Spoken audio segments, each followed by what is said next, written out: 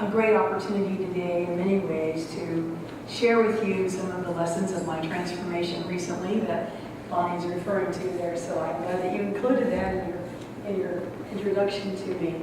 I don't know if you can tell, most of you who know me know that I'm going to be relying on the microphone today because my voice is kind of gone.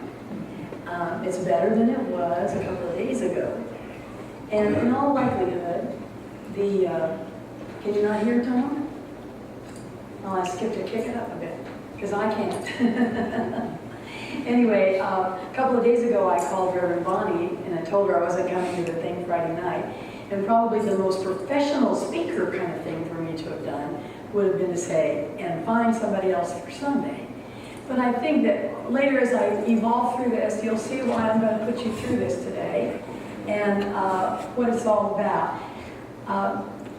My topic of the day, to go in with the theme for the month. Reverend Bonnie said the theme for the month is savoring all things. And so my topic today has to do with sort of savoring or swallowing those lumps that life brings you. So it's only appropriate that I have the sound of a lump in my throat, I guess. Anyway, later on, a little bit further into the talk, I'm going to tell you a little bit about how I earned this laryngitis, and you'll see why I decided to make the talk here today happen, and why I'm going to put you through the suffering of hearing my voice the way it is. First of all, since my topic is going to be about how do you savor the tough stuff, how do you deal with the unpalatable, the sour, the bitter. There was conversation amongst you all earlier in the month, I'm sure, about this idea of savoring and how it works, and the concept of the metaphor of the mouth and the taste and all of that.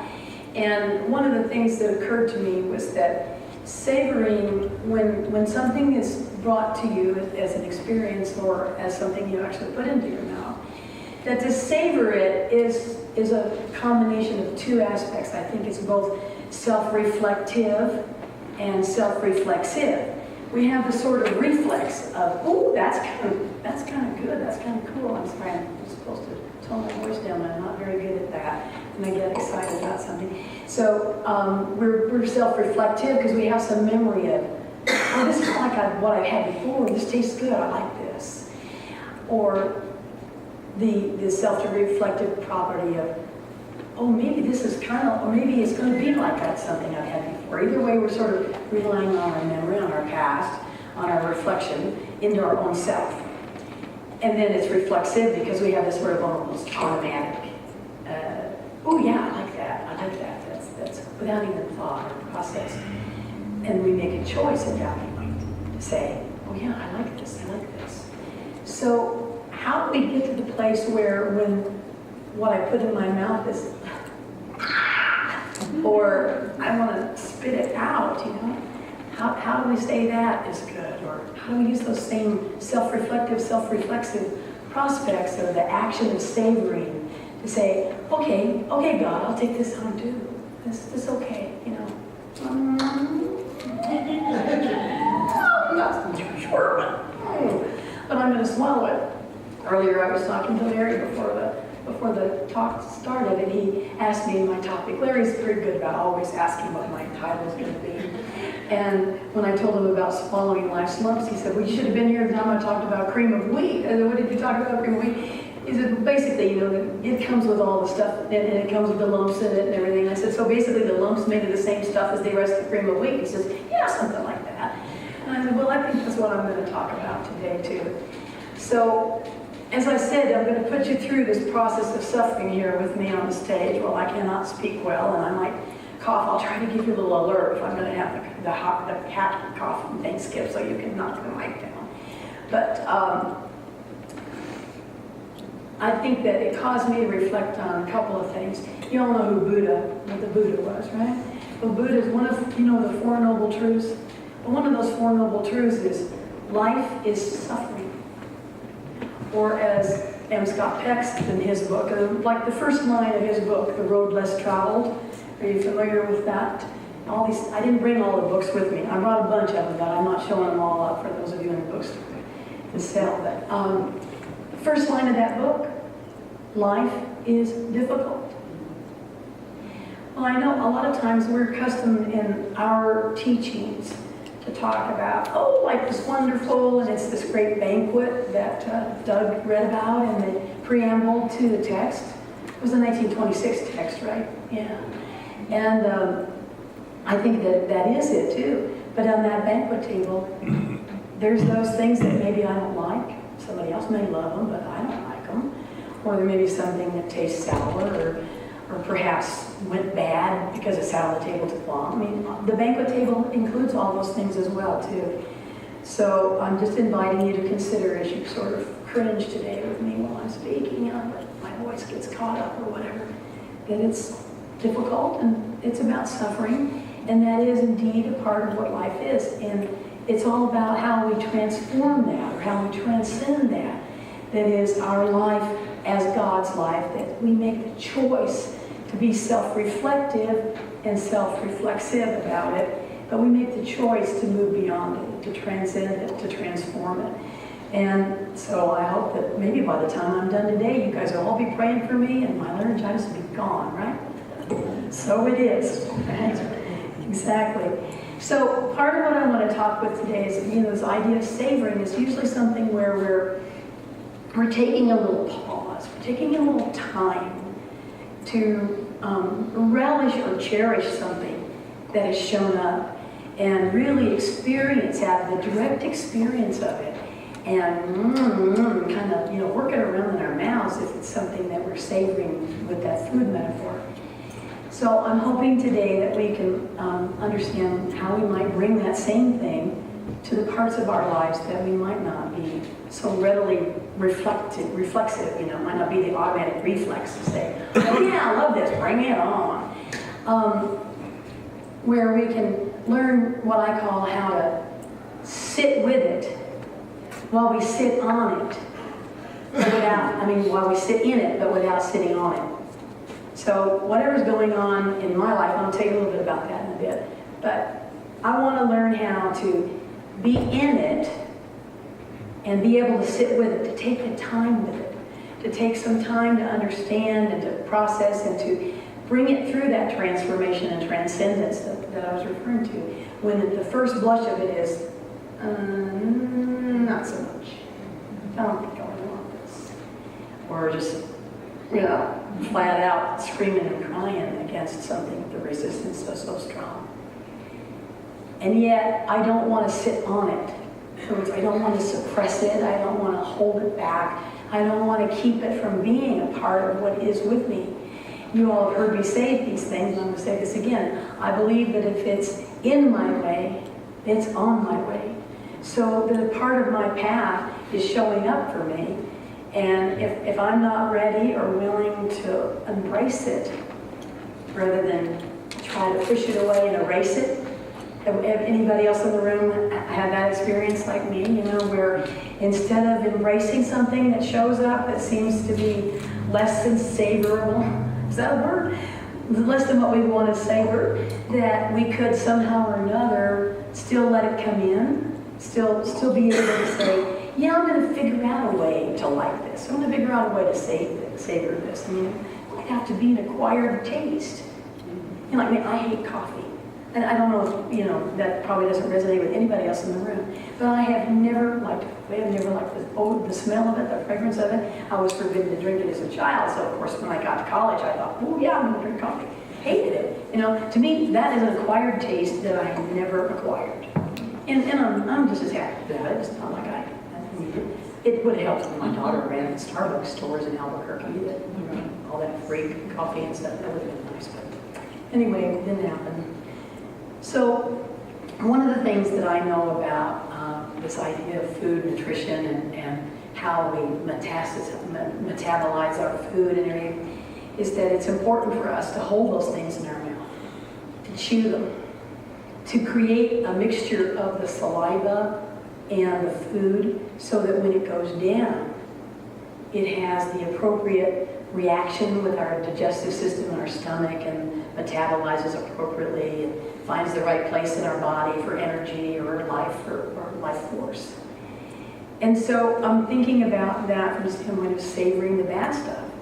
that if I don't, you know, like if I spit it out right away, or if I just throw it away or whatever, maybe I've done a disservice to something that should have been explored or experienced. And if I keep it in my mouth long enough, if I take that lump, if I took the lump of cream of wheat, Larry, would it melt in my mouth eventually? It probably would. And it probably would go down easier, and it probably would be more digestible, and it probably would find a better way to nourish me, to nourish my body. Because this is all these experiences that come to me, that come to you, that come to any of us in our lives, is all about nourishing our soul, nourishing our spiritual being, allowing us to take it all in and to savor all that is, not just all that might be or could have been or was that we enjoyed, that we chose to decide this is good. And you've heard me say before that over my lifetime I've learned that it's only good or bad because I say so, not because it's good or bad in some spiritual law. Someone told me that came today to your principle, I hope you're hearing it, that the principle of that is that there is no spot where God is not. And so if I choose to say, oh, well, I don't like that, that's bad, or oh, that's wonderful, that's good, I'm the one who's making that choice. The human within me, the spirit within me has decided on the basis of my own self-reflection and self-reflexivity to decide this is good. But really, there's no spot where God is not. So this new experience and the new path that Doug read to us about in the opening of the book, and the reading that he gives today, is where every day we have the opportunity to set our foot on the path of new experience, the invitation to open the text and to know that the table is laid out before you is a part of what every day we can experience when morning is broken, right? It's God's recreation of the new day. So I'll talk to you a little bit now about how I earned my laryngitis, and we'll get into a little bit more of the depth of the talk. On October 12th, 2 weeks ago today, I had what I'm now calling my own personal 9/11. I've had an experience that has come to me uninvited, kind of like the one I told you guys about last time I was here when I had the near-death experience, you know. Uninvited, not something I'm going to raise my hand and say, pick me, you know, I'm not going to volunteer for it, and yet it showed up on my past, so it must be in my life for a reason. And suffice it to say, I don't need to go into a lot of details, but suffice it to say, I'm calling it my own 911 because it was equally as devastating to me in that regard. It's going to be and has been, you know, a personal, emotional, mental, spiritual, and financial devastation that I have to learn how to move through and with. And so I was told something on October the 12th, Columbus Day, the real Columbus Day, you know, the day that, not the one they make up for whatever Monday is closest to it. And sure enough, and I was told by the person who told me this, which, you know, essentially is shattering the glass house of my family of origin. So this is an opportunity for me to really get in there and do the work. You know how I'm fond of saying, you do the work or the work does you? Well, the work's kind of doing me right now. And this is how I came up with this laryngitis. So Sunday, this is what occurred. Monday at 4 in the morning, I woke up with a cold, what I thought was, you know, just a cold. And I started working on it, thinking, oh yeah, I get this knocked down real quick. And it seemed like it was knocked down real quick until Wednesday. It seemed to worsen a little bit, and by Thursday I had no voice. And Friday it was a little bit better, and yesterday better, you know, and I'm continuing to work on it, and I've done all the physiological things pretty much that I can think of. Maybe not all, but you know, some. And I'm better. But I had this conversation with a friend of mine that I made in Ajijic. Oh, and by the way, a little aside there, if I could amend Reverend Bonnie's invitation to the conference in Las Vegas, right? That's where it's going to be. Where she said this would be, you go and you see that you're a part of something bigger that's the whole United States. It's much more than the whole United States. And The conference that is in Ajijic, Mexico next summer is going to be even more bilingual than the one that I went to this past summer. So I'll let you know that that's coming up as well. But please realize that this is a universal movement, which is more than just a physical geography. But we're certainly covering the entire planet as time has evolved and technology has assisted us. You know, I say the global mind is technology now, and it's helping us spread the global heart to everywhere. Anyway, so I'm talking to my friend on the phone in Ajijic who knows the story of what happened, the details of the story, right? And she said, so how do you think you got this laryngitis? I said, I don't know. She said, well, did you look in the blue book? I said, no, not yet. I said, I'm quite sure it's going to say something about expressing yourself. She said, well, let me look it up. So she's grabbing the book off the shelf on the phone with me. Now, my blue book isn't the original blue book. The original blue book is actually all blue. For those of you who don't know what the blue book is, do you know who Louise Hay is? Anyone in the audience not know of Louise Hay? Okay. Well, the blue book was essentially Louise Hay's first book, the first thing she ever published. And it was self-published. She and her mom stapled them together on the floor of their living room and sent them out to all the practitioners in the world of religious science back in that day. It was about 25 years ago or so now, I guess. Anyway, what Louise Hay had seen over time as a practitioner of religious science was what she perceived to be the connection between physiological manifestation of some sort of illness or disease and the mental and emotional backdrop behind it. And so she put together this forms of alphabetically listing the name of the disease or the illness, and then what it is that's probably the mental and emotional cause behind it, and then what the affirmation or positive words are that could be said by the person that would help to transform or transcend it, right? So long story short, she looks up laryngitis. So I brought my book, and anybody wants to look at the book, you're welcome to look at it, see if you want to look up whatever your thing is or your loved one's thing is or whatever. Anyway, for laryngitis, it says, so mad you can't speak. Boy, she got that. I said, bingo. And because weren't you mad after 9/11? Were you like so mad you couldn't speak at 9/11? Yeah. Fear of speaking up and resentment of authority. Well, in this particular case, it was an authority who told me I couldn't really say or do anything about what I'd just been told. So I said, yeah, I think that's just about as perfect as it could be. So I'm free to ask for what I want, and it's safe to express myself, and I am at peace, is the affirmation that corresponds to the mental and emotional equivalent that created the laryngitis. So that's how I earned it. That's how I got it. It's the mind connection, mind-body connection, right, that we talk about. One of the things that I looked at in terms of, where do I go to deal with what I'm dealing with? And the idea of reflection appeared again in this book. She calls it the road of reflection. This book is called Broken Open by Elizabeth Lesser. And she says that whether through choice or calamity, the wise person goes into the woods, loses the straight way, makes mistakes, suffers loss, and confronts that which needs to change within him herself in order to live a more genuine and radiant life. So here I am on the path to a more genuine and radiant life. Thank you, God. And she says that we've chosen the road less taken. And what she calls it is the road of self-reflection. Now, I already had that term in my mind before I opened this book.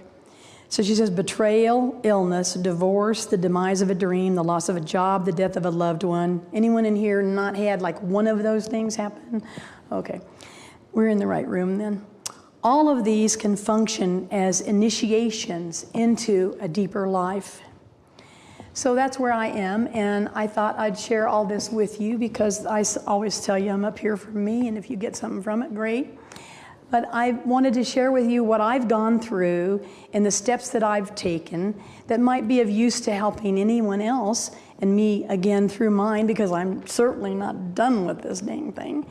and allow us to maybe explore together, how do we swallow life's lumps? How do we keep it in our mouth long enough to soften it up? How do we get ourselves to the place where it nourishes us and takes us on to that level of experience of the new path that Doug read about, that we're able to get to the place of, wow, I am so grateful this happened to me.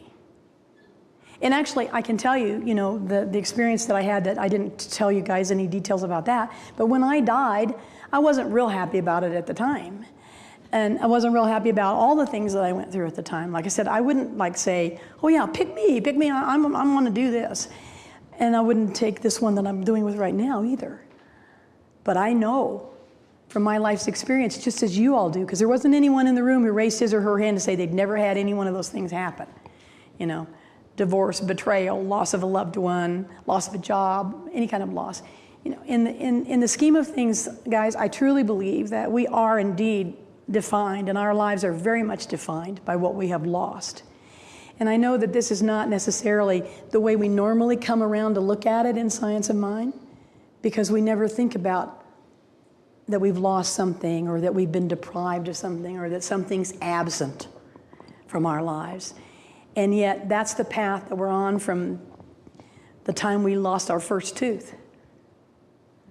We've been losing something and having to learn and adjust and acclimate to it, and understanding that that loss created an opening or a vacuum, perhaps, for that bigger story, for that larger, more radiant life that Elizabeth Lesser talks about, that I read to you about.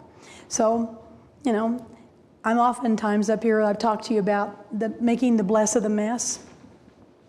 So, don't worry about me. I'm waiting to find the pony at the bottom of the pile of shit. So we'll get there, But in the meantime, here's some of the steps I'm taking that I thought I would share with you to see how they might or might not resonate for you, and whether or not they would be things that you perhaps could use if you're going through something similar in your life. And I think we all are. Whatever happens to us, it happens from that point of infancy. Some of you in the room will remember the inner child journeys that we had here many years back. And I've been telling myself this week that I needed to get out the pillow and the bat or something and just whack things, just go through that process of letting that anger and that rage out. But I can't scream, so I have to wait. Oh, I have to wait to do that. So certainly that's one of the things that I would have been doing if I felt like I probably really could have, because we need to learn how to process those feelings, not be sitting on it, sit with it and sit in it, but don't sit on it, don't push it, don't press it, don't push it aside, don't deny it. Ernest says we don't deny the fact of disease or illness. So I'm not denying that I have this. I'm telling you I earned the right to have it. But basically we deny the reason, or the excuse or the fault behind it, or the emotional or mental reason behind it. That's what we want to turn away from. We want to turn away from that. So the first thing that I did was, reach out. I called people. I called and talked to other people in my family that I felt I could talk to about the family. And, I love what Pat Allen says about family. I don't know if you guys know who Pat Allen is. She's a Jungian psychologist in California who's a relationship and addiction therapist. Anyway, she says family are just the people who bore you. And you can take that word either way. And she says you got to go out and find create your own family. So we definitely invite you to do that if you have trouble with your family of origin, which I've never had that much trouble with till now, I think. But you reach out for God, and you reach out for God through prayer, and you reach out through God through looking at yourself and seeing God. But you reach out for God with the skin on, right? You need somebody that represents God for you, that you can listen to, that will listen to you, that will help you through the process of telling the story, and sometimes telling the story, so that you can exhaust it and be ready to be with it. And this is where this book was written by my friend Inahi that I was talking about, and she says, dark nights of the soul, as some call them, are actually gifts, as I call them now. We're in a society that doesn't want to feel pain. Look at what we sell most in our drugstores, painkillers. We don't want those dark nights of the soul, as we are afraid that we'll never come out the other side, and we're afraid we'll get stuck in them. Do I feel we should walk alone through them? Definitely not. But I often say we need a God with the skin on. And I think that's so true. And someone was talking, I happen to have these in the book to make the mark, but somebody this last month talked about affirmations on the mirror. Was it Randy or was it you, Larry? I think it was Randy. It was Randy. Well, this is one that I have on my mirror. You can see, you know, the steam in the bathroom does a little damage to it. But I brought this one back from Ajijic, and it's in Spanish. But it's very apropos of this talk and the theme for the month. And not just to translate it, it says, I bless all the experiences in my life. And I center myself in the here and the now, because this moment of the present, is the only time of power. And so that's the other part about it, you know, getting the story exhausted helps bring you current, helps get you to the present moment. Because anything that you're telling in your story is pretty much past or future. You know, it's either the pain of the past or the fear of the future.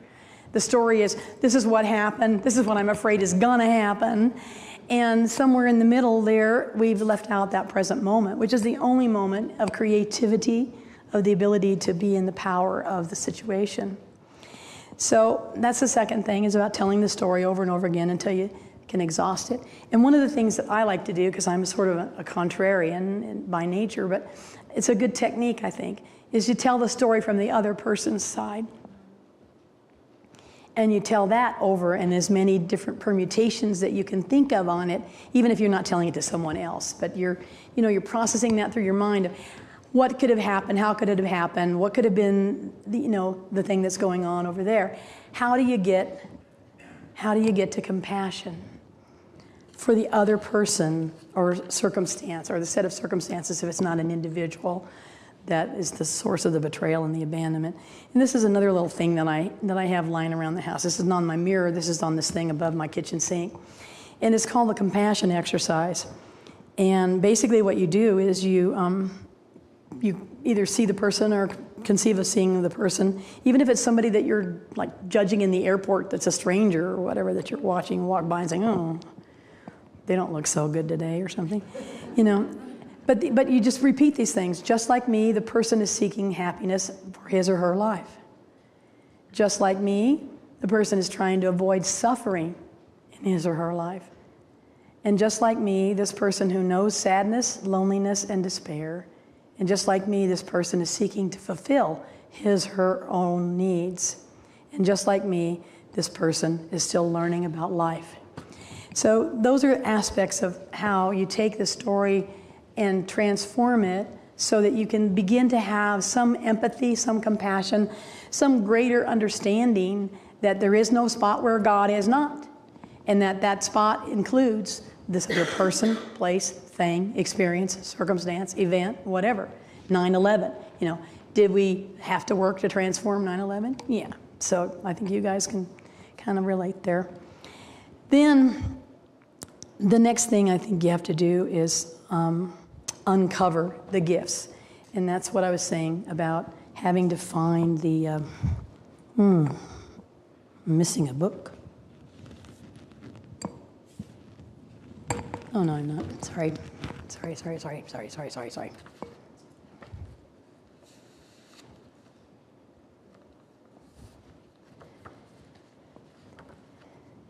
Where Debbie Ford in her book, The Secrets of the Shadow, because this is what we're talking about. We're talking about shadow work. We're not just talking about this other person or this thing that happened or this event or circumstance. We're talking about me, us, whatever. Whatever I see is what I be. So what I'm judging, what I'm watching and saying is bad, what I'm railing against and resisting, all of that persistence and insistence just keeps me sitting on it. It doesn't get me to the place of beginning to understand, okay, so what part of me is the betrayer? What part of me abandons? What part of me, screws up things financially? Whatever the question is, it's derived from the judgment you made. So you take the judgment you made, listen to the words that you said the judgment with, and turn it around on yourself. And this is how you sit with it instead of sitting on it. And you unwrap the gifts. And one of the things that Debbie Ford says in here is make a list of everything, of every gift that you've gained, everything you've learned, and everything that you now know as a result of having had this experience or this incident occur. Transcend your story requires that you extract every gift, lesson, and wisdom from each of the events that have dramatically influenced us. And once we embrace those events, like I said, we embrace it, we don't try to erase it, we will be able to blend together all of who we are. Well, I take it a step further and say that I'm not just about embracing what happened or who the people are, the details of the circumstances, but I'm about embracing my own reactions, my own responses, who I am in that moment. So what else am I feeling that I need to reverse the story around? The anger, the rage, the shame, or the sadness, the feeling of wanting revenge, there's all of these things that come up that sometimes I think are misconstrued by people in our following of this movement, that they think somehow or other we're not supposed to have those kinds of feelings. Oh no, we're supposed to be rising above that and get up there to that level where you can forgive and forget and let go and let God. And all that is true. But by God, the human part of me ain't ready for it yet.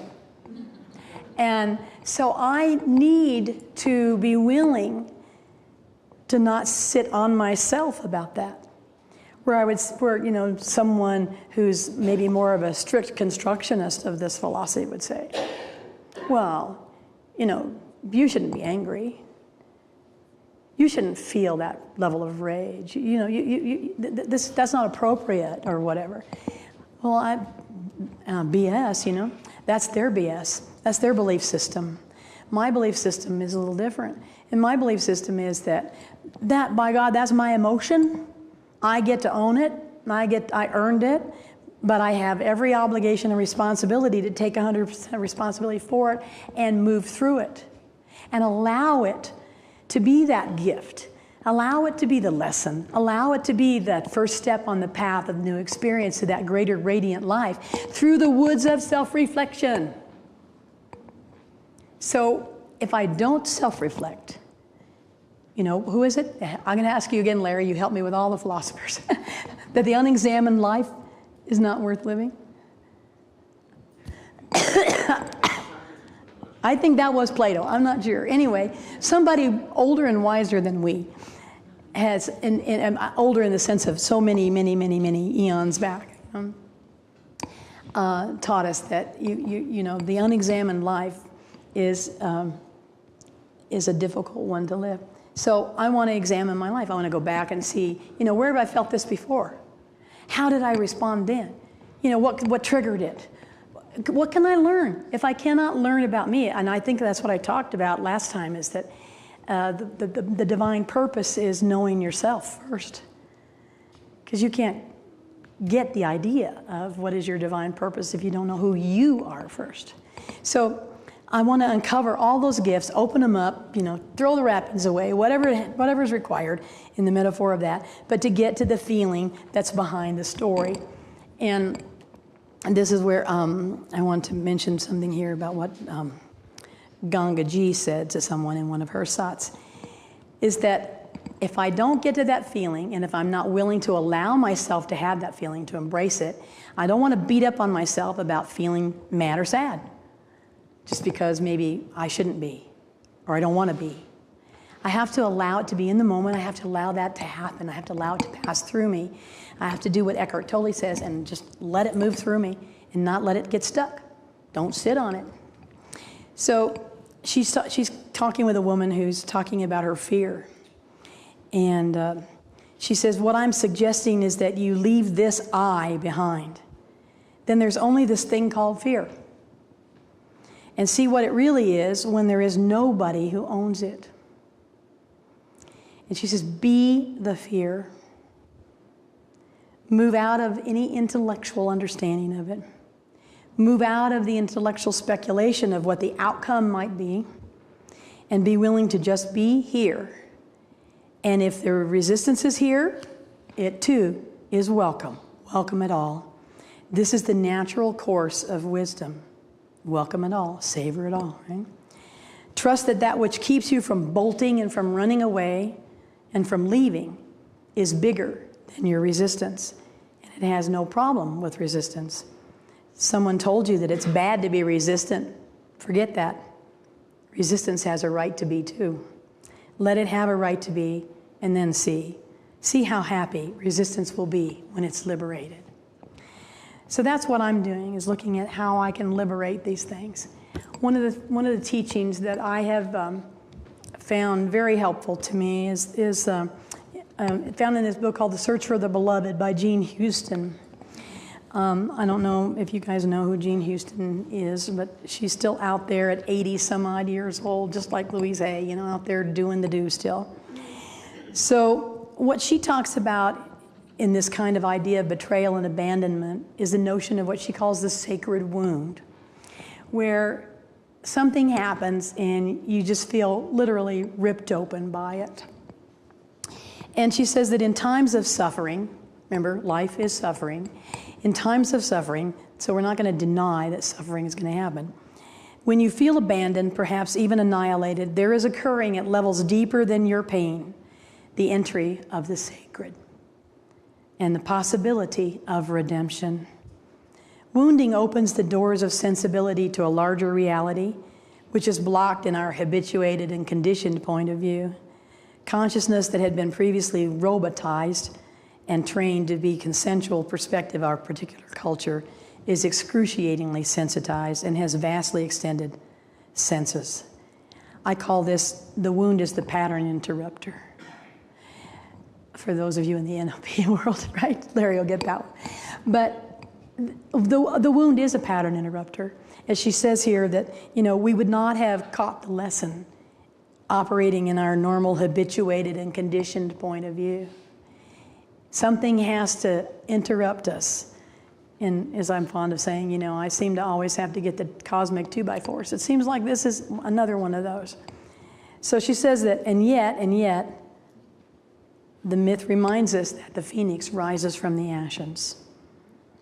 So the sacred wound is the critical act through which the mortal achieves his divinity. That the sacredness of the wound, if we're willing to take it to the level of sacredness. And this is what she says about this. The wounding becomes sacred when we are willing to release our old story and to become the vehicle through which the new story may emerge into time. And when we fail to do this, we're going to repeat the same pattern over and over again. Or as Ernest Holmes would say, repeat the same pattern over and over again with relentless monotony. Those are the things that he says. And I think that's true. So that it's probably originated in pathos, but needs to be transformed into mythos, is the way she characterizes it. And if we'll only look far enough and deep enough, we'll find that our woundings actually have an archetypal power. And this is where I have written in the margin the question mark. Whoops, I'm sorry, Skip, I hit this with the book. Embittered or embittered? That's always my question mark about when something happens, we have those two choices. We can be embittered by it. I mean, I can calcify and go into my little stuff and just about how horrible this thing is and how awful it's going to be and how personal it's hurting me, or I can become embittered by it. I want to choose the embitterment path. And that is where I'm moving to the sacred wound now, I think. And then, if I don't transcend that story, you know, to move from pathos to mythos, like she says, can I tell a new story that's the story that includes the redemption that she talks about in the sacred wounding? Then I'll be able to have a transformation occur, and probably almost at the structural level. You know, we never go back.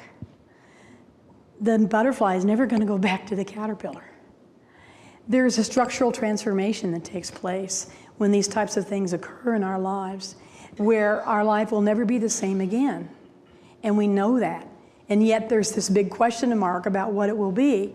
Well, I mean, I always say that there are no answers other than the one. You know, it doesn't matter what the question is.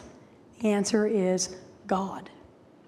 So if I don't know what my life is going to be next week or next day or whatever, it's just, none of us knows that. But we think we do. You know, we've got that habituated condition perspective that she's talking about there. And so we think our lives are pretty well laid out and we know what's going on and we're in control. And it's only when something really significant happens that really heightens our awareness, that pricks every sense within us, including that savoring one of, can we take this in? Can we swallow this lump? Can I move this story from pathos to mythos? Can I write a new story? Well, tune in next month, we'll see. So we're going to transcend that story and rise to that whole new level. And I'd like to end with an affirmation out of Debbie Ford's book that I'm going to choose, and I invite you to consider it. When we're going through this, she says, we're filled with an inner knowing that says, I trust that the universe will take me where I'm supposed to go. I love life. And I'll say Sharon Dean's here today. She's my friend who taught me what I've taught you guys. Lead me where you need me and show me in ways I cannot misunderstand. Boy, I'm not misunderstanding this one. So take me where I'm supposed to go. I love life. Everything unfolding is in divine order. I have enough. I am enough. I'm blessed that I can do it. I believe in myself. Good for me. Now how can I serve you? Swallow it all. Namaste.